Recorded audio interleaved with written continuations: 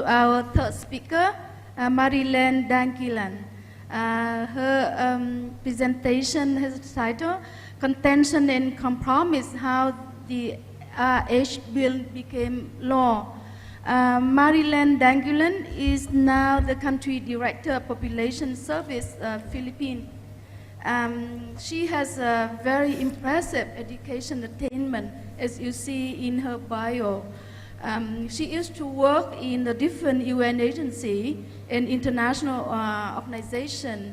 She the author of various books. The first one is the Making Choice in Good Faith, a challenge to the Catholic Church teaching on sexuality and contraception, thus won the Nation Book Award in 1993. Her latest book is The Contention and Compromise, How the RH Bill Became Law. I guess her presentation now is part of her latest book. Please, your flow. Good afternoon to everybody. I'm so glad to be here. And it's really nice to get out of Manila. And also, I really want to thank my close friend and dear friend, Leah Shortino, for inviting me over. It's really my privilege, Leah. So when Leah Shortino invited me to this conference, she said I could talk about my book. I just finished it and it came out. Its title is Contentions and Compromises, How the Reproductive Health Bill Became Law. To write this book, I had to go through thousands of documents, and I'm not exaggerating. From the 1980s up to this year, a period spanning 37 years. These documents were mostly official transcripts of the debates during the drafting of our 1987 Constitution and the passage of the RH Bill through Congress. As I was going through them, I was shocked, actually, and appalled by the sexism and misogynism of many members of the justice and legislative systems and those in other powerful policy-making circles in my country. For instance, a constitutional commissioner, who is also a member of the conservative Opus Dei, gave a speech persuading his colleagues that the provision, equal protection of the mother and the unborn from conception should be enshrined in the Constitution. He said, his argument was, the fertilized egg has human life for 3 reasons. First, the fertilized egg has 46 chromosomes, 23 from the sperm and 23 from the egg. And he emphasized only human beings have 46 chromosomes. Well, he was wrong there. Certain kinds of deer, rat, antelope, and mice also have 46 chromosomes. Second, the fertilized egg takes in nutrients, divides, and grows. And third, he said, the fertilized egg has all the basic elements of humanity, and thus it will eventually become a human being, not a frog. So when a fertilized egg is expelled from the uterus, that constitutes abortion. And anything that expels the fertilized egg from the uterus is considered an abortifacient. He called this murder. If a woman, he said, were mentally ill, this is not a valid reason for abortion. A woman's mental illness does not necessarily cause the same mental illness in the fetus, he reasoned. If a woman were raped, this is not a reason for abortion. There are other humane ways of helping the agony of women who have been raped. He said they could always seek guidance and counseling from the nuns in the convents. If a woman were carrying a deformed fetus, he argued, abortion is never a solution. He said humane solutions to disabilities lie in the social and loving concern and abilities of the more fortunate.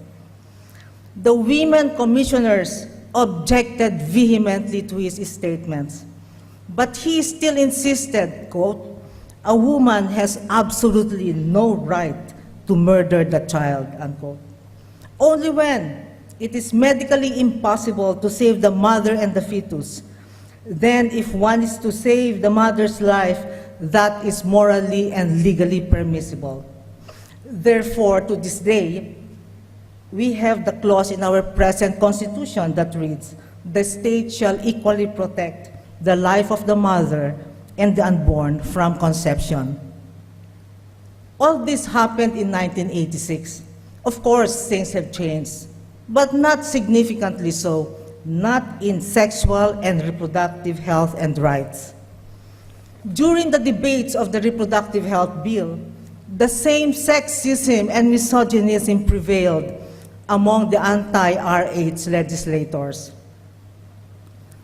An anti-RH legislator, during the amendments of the bill, told one of the authors of the RH bill, this was in the middle of the debates, "You're beautiful." He even asked her if she's single, implying that she wouldn't know the joys of coming home to children. Anti-RH legislators tried to delete the phrase, "the management of post-abortion care," in the RH bill. They argued that this provision would encourage women to have more abortions or to have abortions. Anti-RH legislators also tried to remove the provision that government funds contraceptives because they said contraceptives then would tempt was the word, women, and thus violate their religious belief.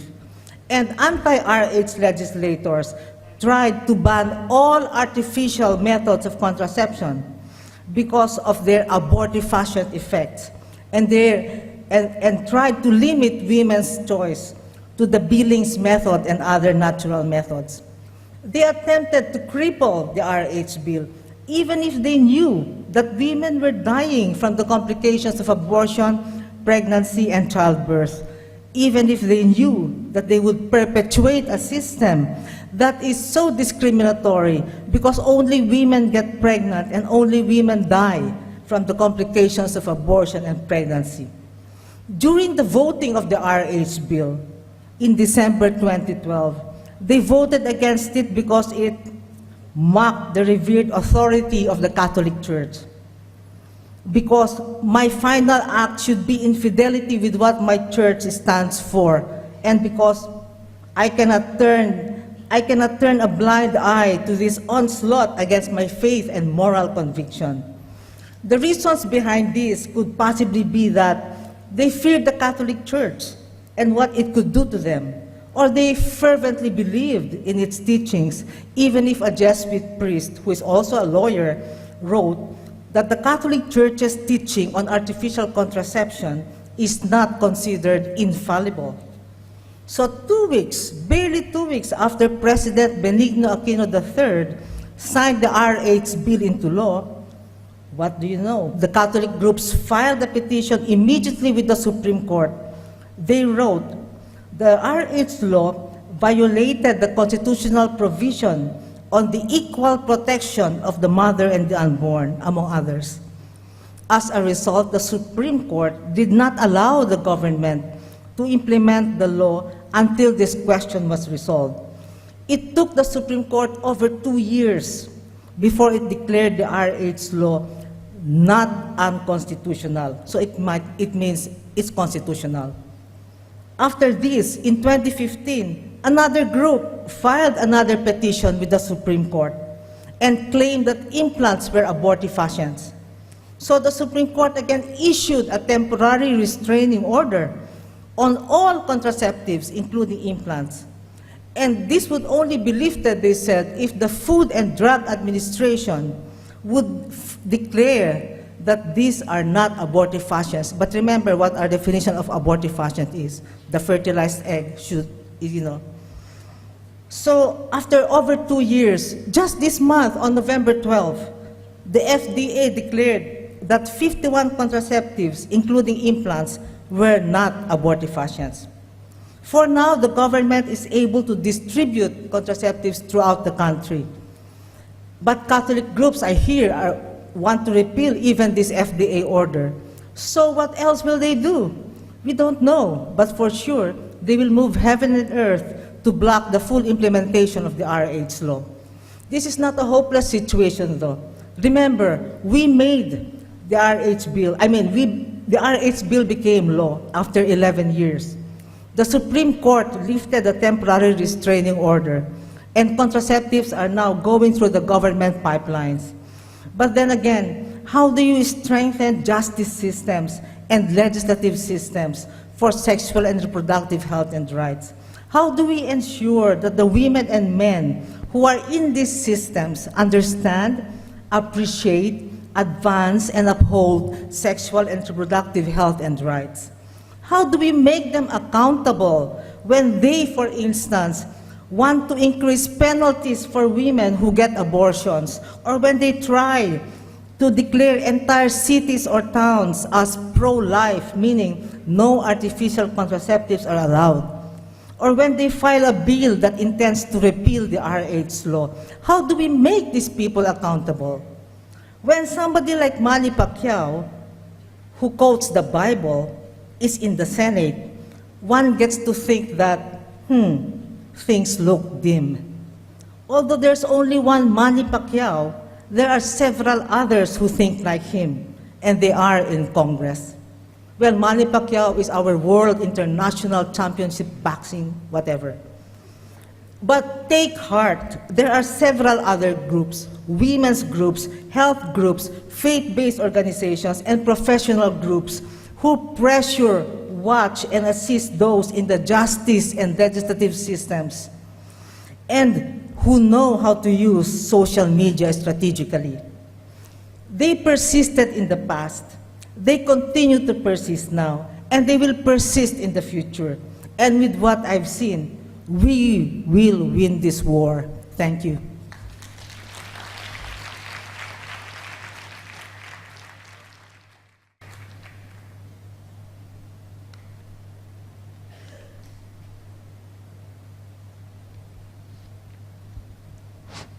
Thank you so much, Marilen. It's very strong, very inspiring.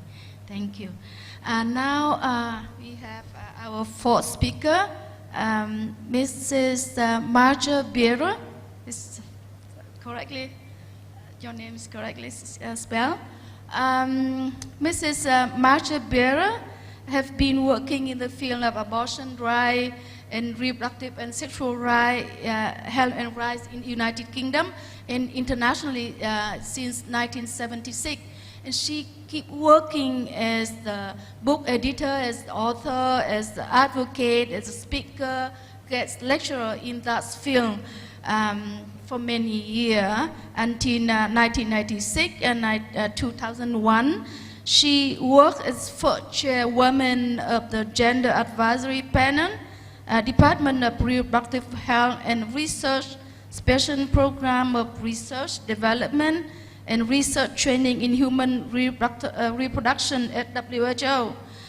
She also chaired the steering committee of the International Consortium for Medical Abortion from 2002 to 2011. Now your turn, Marge.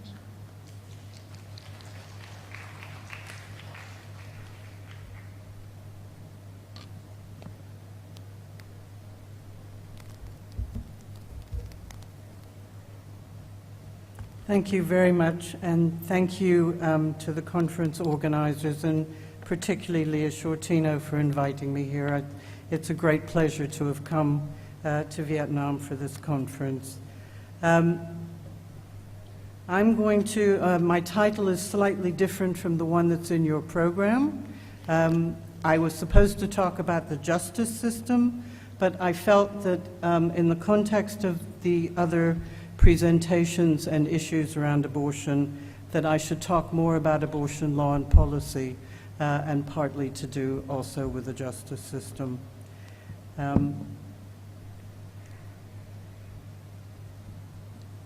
Criminal restrictions on abortion.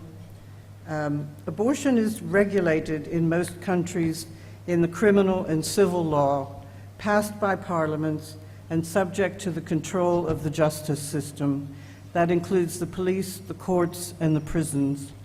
When I wrote this, I thought to myself, we've studied a great deal what parliaments do around abortion, and we've studied a great deal what courts do around abortion, but we haven't really looked at the role of the police in countries where prosecutions are, sorry about the microphone, where prosecutions are currently taking place. And although a great deal of work has been done about the role of the police in domestic violence, less has been done in relation to abortion. So that's a research issue I would like to put on everybody's agenda, although in fact the Asia region is not the place where most prosecutions for abortion are taking place, which is a very nice thing to be able to say. Other ways that abortion can be liberalized, restricted, or regulated, and my God, abortion is more restricted and regulated than almost any other activity in humanity that women are involved in.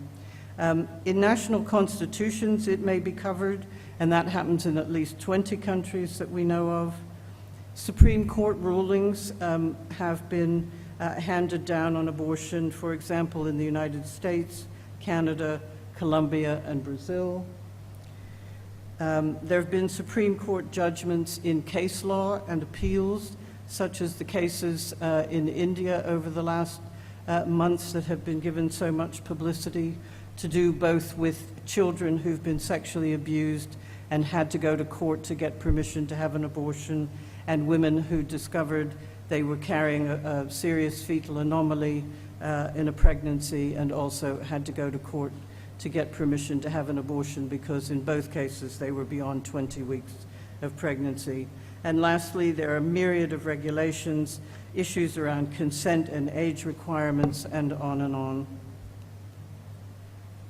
So my role in life as the coordinator of the international campaign has become one of, partially, of trying to argue for the decriminalization of abortion.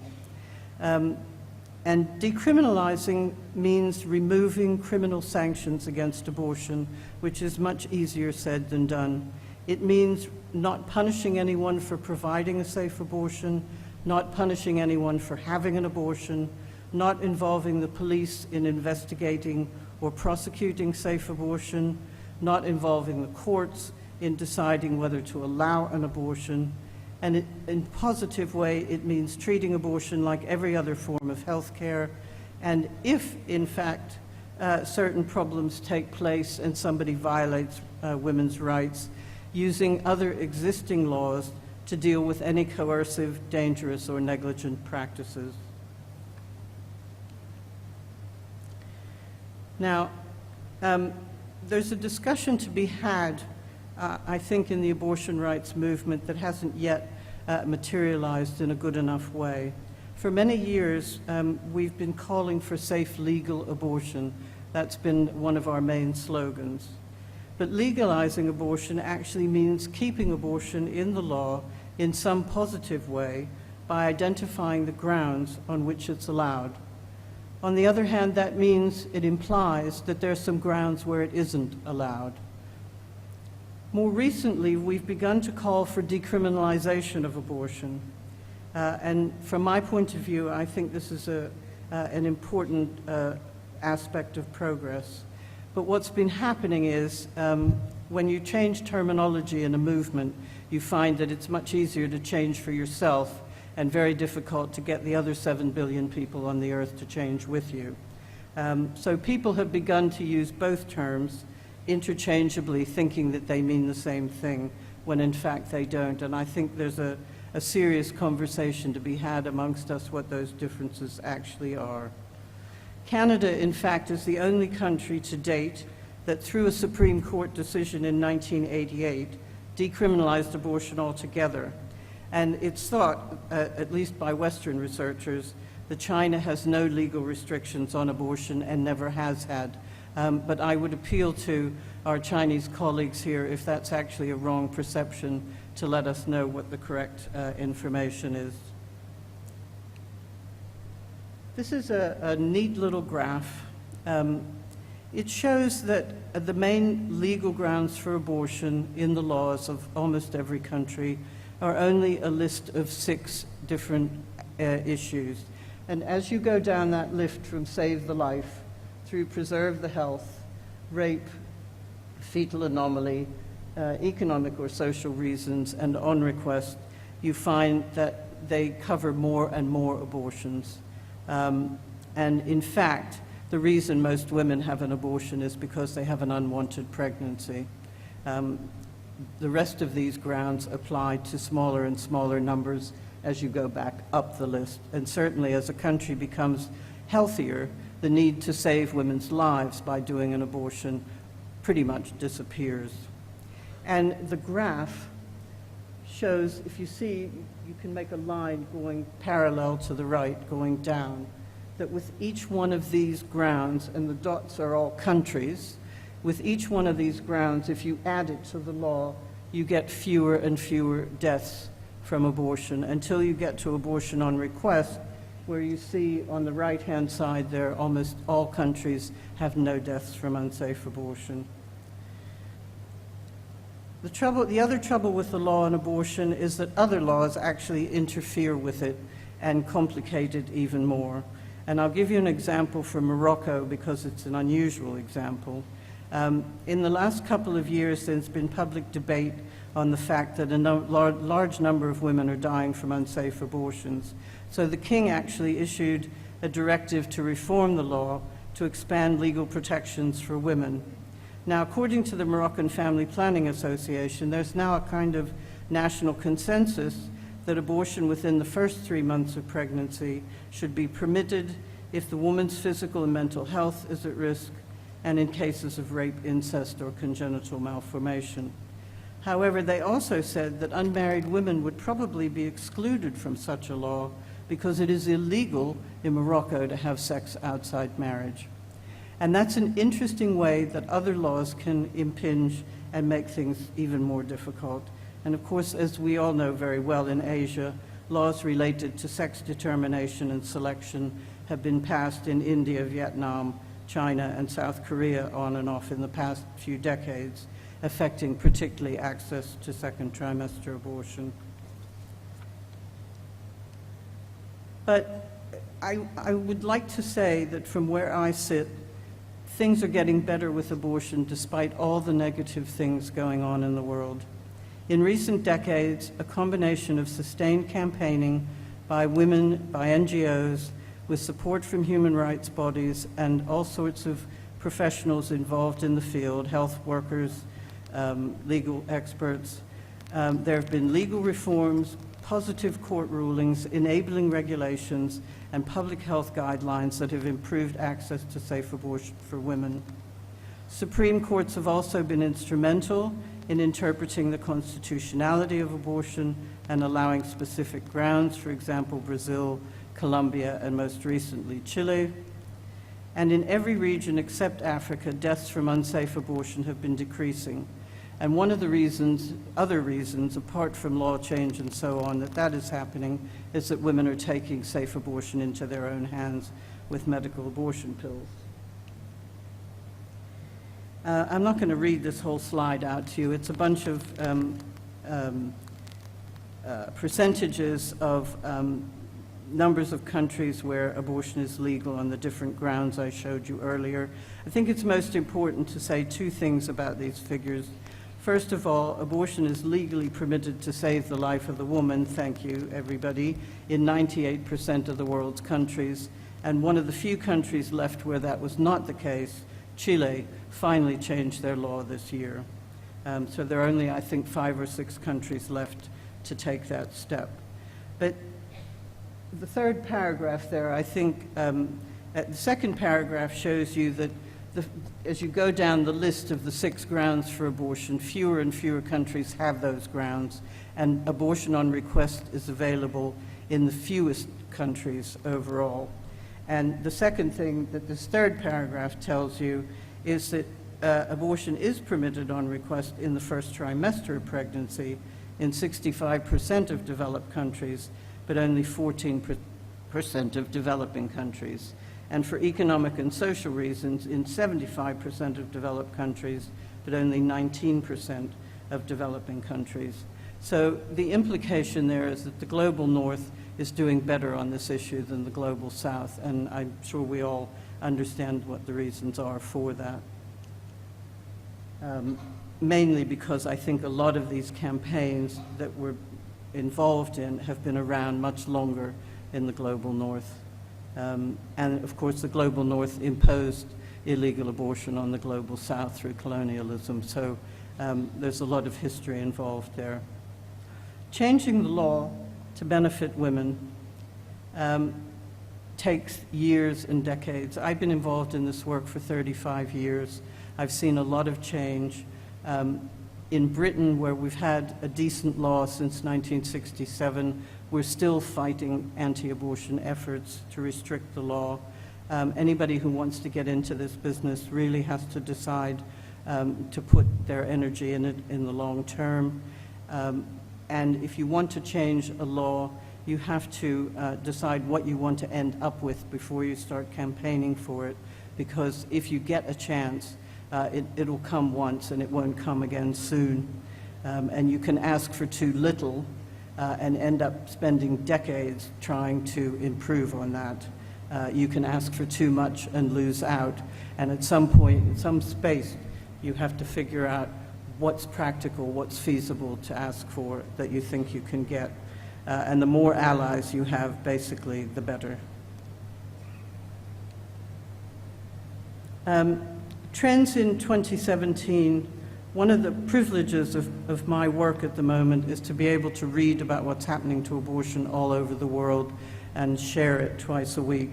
And some of the trends that we've seen this year in terms of abortion is that we found that women are in the streets marching for abortion rights somewhere every month this year and fighting for all sorts of other aspects of abortion law reform. Every month we have reported that at least one government or court has taken steps towards progressive law reform, or at least a national leader has spoken out in favor of law reform.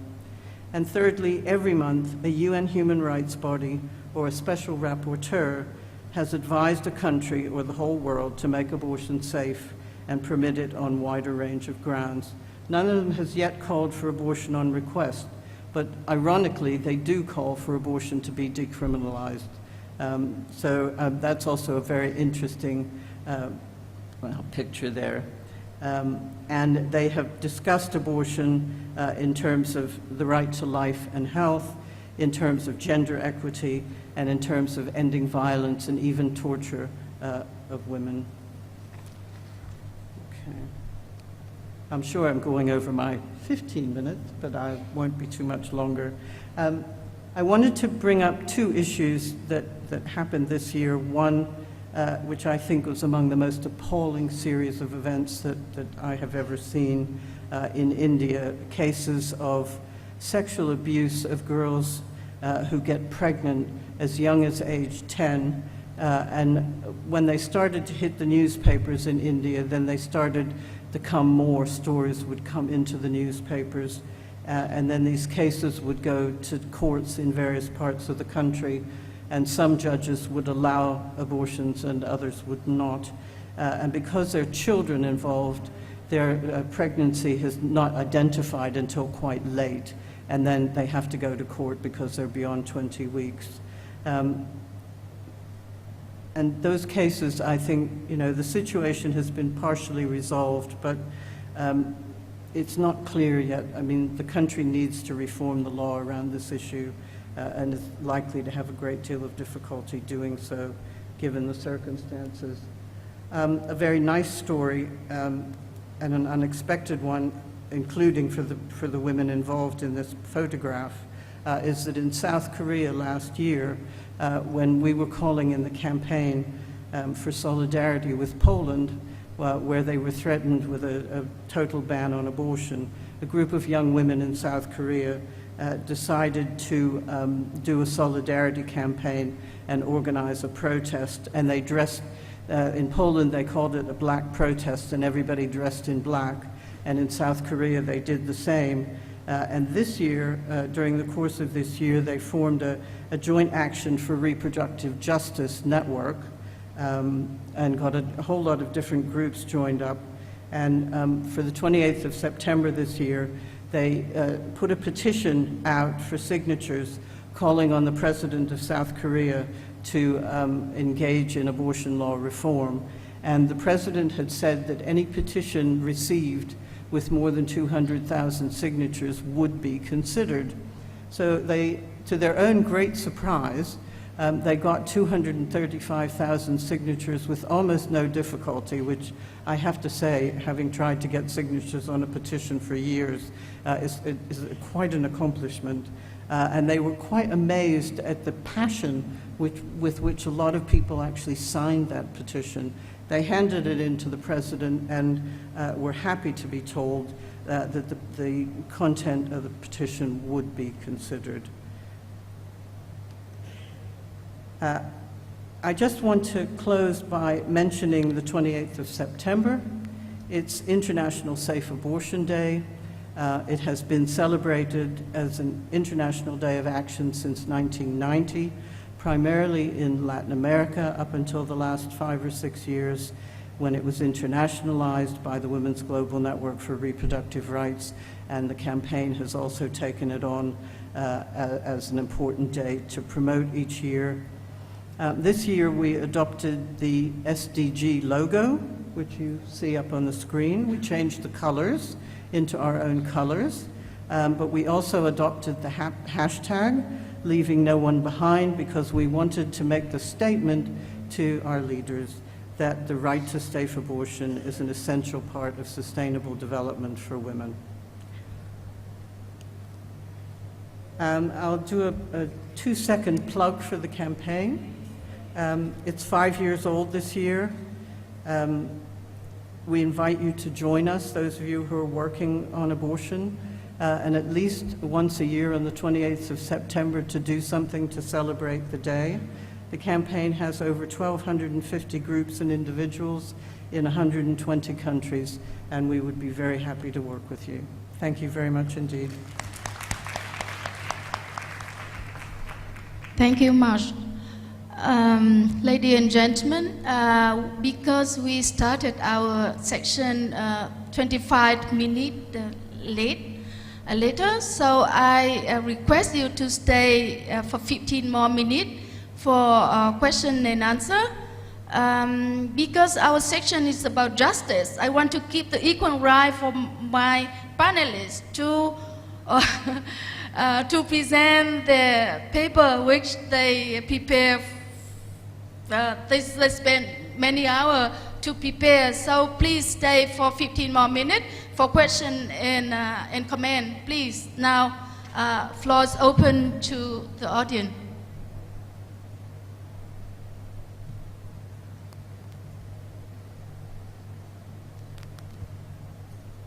Any questions?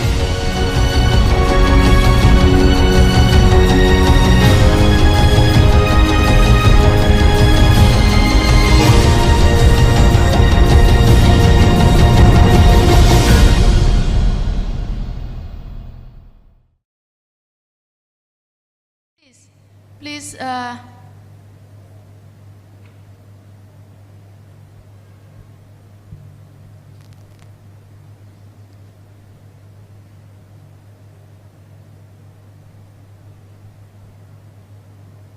what an impressive panel of discussants. So thank you very much for provoking us to think about things in a number of different ways. It's more of a comment to you, Marge, and I really feel for you trying to change the discourse around legalising abortion to decriminalisation. And because in fact what we actually know is that for women, decriminalisation will be much better for them and give them more rights than being legalised and having to be subjected to a number of other kinds of laws and prohibitions. And so in my country, Papua New Guinea, we have certainly taken, and let's be clear, decriminalisation is far more radical than legalisation. And in my country, Papua New Guinea, we are doing the same with the Sodomy Act and the unnatural acts between man, which we inherited from British colonial law. We are trying to decriminalise, but people cannot get around the legal terminology, and the press get onto this. They are saying we're calling for legalisation. We don't want to legalise brothels. We can't organise anything in Papua New Guinea. Everything's so poorly regulated. How could we regulate a brothel, let alone the health issues, the cleaning of the bed sheets, all those kinds of health regulations? So I hear your call, but I think it is such a very, very profound and important shift from going from legalisation for decriminalisation, and well done, because that gives women more and more rights.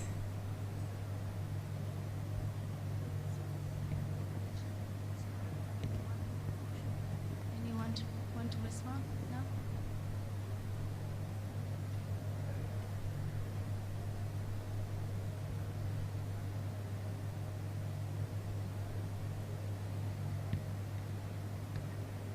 Yeah. More question, comment? Yeah.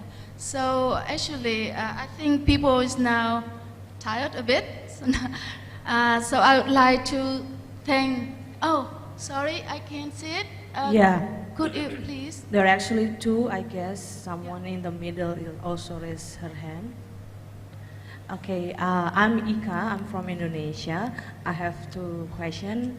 The first one is related to what the question before, like about the decriminalization and bringing it into a legal law. Maybe I want, yeah, we in Indonesia we have, yeah, a restriction in legal, and also we have a very huge challenge on the, yeah, moral and religious norm, and also it's the challenge can be so real, like right in front of our, yeah, for women who can get criminalized, like even for going to a hospital who wants to get a care for their post-abortion. That's the first question, is like about the decriminalization. I guess there will be two different levels, or I don't know, maybe March can giving more insight about it. And the second question is for for Terry. Yeah, about sexual assault or sexual violence in the campus, in the college, or in the university. We, like I propose, yeah, I'm currently working for a workshop and also writing paper about sexual violence or even violence against women in the campus. But the challenge that we usually face is like having that issue into an academic discussion is really hard to be proposed. So I don't know, maybe Terry can give more insight about, yeah, bringing up this discussion into an academic, because I ever rejected when I tried to have a research on how many women or how many people get ever get assault in the campus. Yeah, I think that's for my question. Thank you. Please, quick answer, please.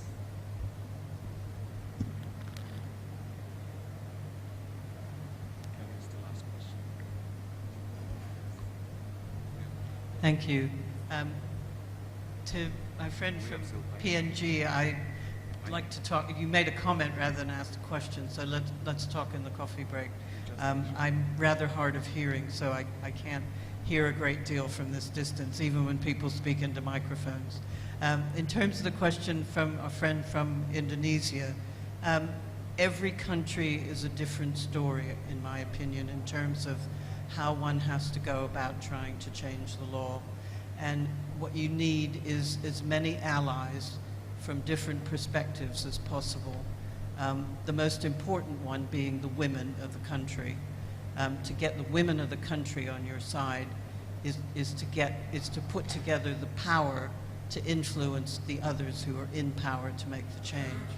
And I think the most important groups of people to get on your side in terms of those who are in power is different groups in the health system, different types of legal experts, including those who know how to write laws that are actually good for people. People involved in the court system can be very helpful, human rights bodies, parliamentarians, very important people to have on your side. If you can find parliamentarians who are prepared to stick their neck out and actually put reform bills into the parliament, that's very helpful. And lastly, the media. And because of the existence now of social media as the best way to get to young women and reach young women, I think that form of media is perhaps your most important one. And your second is to get influential journalists who are prepared to write articles that support your work and that report your work properly and not with all sorts of bias against you.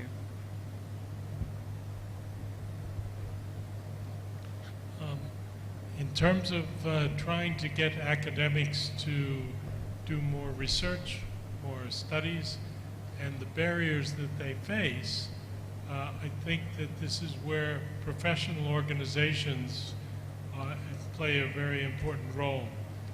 One of the problems in Indonesia is that many of the professional organizations are either captured by government interests, or they are fundamentally weak.